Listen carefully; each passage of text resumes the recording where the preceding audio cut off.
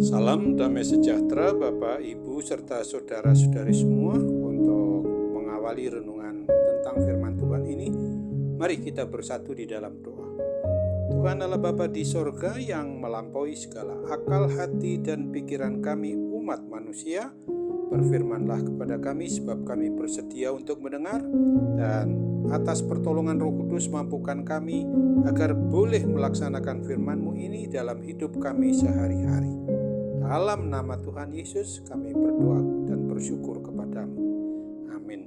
Sebagai nas renungan firman Tuhan pada hari ini diambil dari 1 Korintus 10 ayat 13 yang berbunyi, pencobaan-pencobaan yang kamu alami ialah pencobaan-pencobaan biasa yang tidak melebihi kekuatan manusia.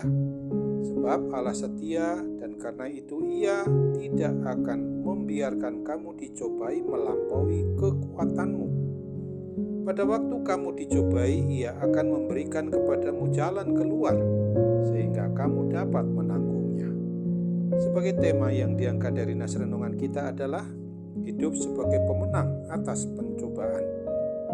Sebentar lagi kita semua umat milik Kristus ini akan merayakan hari Pentakosta, hari ke-50 setelah Paskah Tuhan Yesus Kristus, yang memastikan kepada kita Tuhan Yesus Kristus sudah menang atas segala kuasa maut, kuasa kegelapan, kuasa kematian kekal itu. Ia menang atas kuasa dosa, dan tentu saja Dialah yang memenangkan kita dari kuasa dosa, kuasa kematian kekal itu, dan Dia sungguh-sungguh berkenan kita atas segala persoalan-persoalan yang kita hadapi juga di masa yang akan datang. Dan semua itu menjadi suatu jaminan bagi pribadi kita, umat yang beriman percaya kepada Kristus, bahwa kita juga pasti menang, bahkan lebih daripada pemenang. Akan tetapi kenyataannya tidak sedikit bahwa ada banyak orang yang gagal dan jatuh ke dalam pencobaan. Ingat dan sadarilah bahwa pencobaan selalu ada dan datang pada siapapun juga, dan kapanpun itu bisa dapat terjadi dalam hidup kita. Tidak peduli siapa kita, bagaimana keadaan kita. Pencobaan dapat datang setiap saat. Untuk kita harus waspadai, kita harus berhati-hati, berjaga-jaga, dan selalu waspada. Jangan goyah menghadapinya. Mari kita sadari bahwa kita punya Tuhan Allah Bapa kita yang maha setia.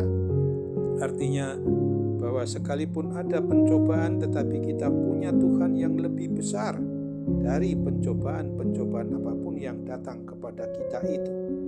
Dia sanggup menolong, melindungi, dan melepaskan kita dari segala yang jahat yang dilakukan oleh iblis untuk mencobai kita, dalam arti menjatuhkan kita, supaya kita menjauhkan diri dari penyembahan, pujian, dan kemuliaan untuk nama Tuhan Allah yang memang layak dipuji itu.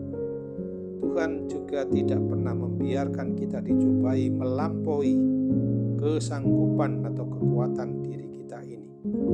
Percayalah dan sadarilah bahwa segala sesuatu ada solusi, ada jalan keluar yang disediakan oleh Tuhan ketika kita sedang menghadapi pencobaan-pencobaan itu.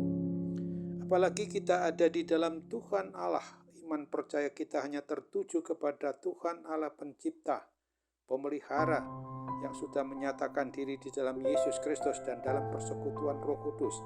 Maka Tuhan Allah sendirilah yang akan memberikan kepada kita, menyediakan bagi kita jalan keluar maupun segala bentuk untuk kita bisa dihindarkan dari jatuh ke dalam pencobaan itu.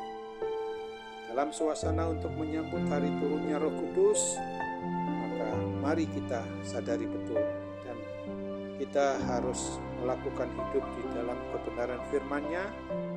Maka kemenangan atas pencobaan-pencobaan apapun itu akan kita nikmati, akan kita alami bersama Kristus yang sudah menang atas semuanya, yaitu hal-hal yang mau membawa kita kepada kuasa kematian kekal itu.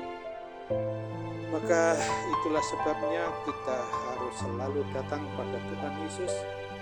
Jangan mengandalkan kekuatan dan kemampuan hikmat dari diri kita sendiri dalam dunia ini.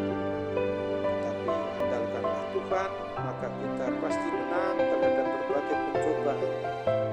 Kiranya Roh Kudus menolong dan memampukan kita untuk tetap mau mengandalkan Tuhan saja.